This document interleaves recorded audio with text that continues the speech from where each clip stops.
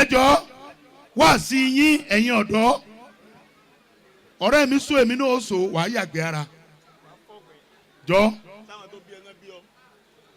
bọ́ ọba ní kéwì ilẹ̀ ẹjọ́ ké bẹ́ẹ̀ ni ṣé bàbá tiẹ̀ ni bàbá gáúsù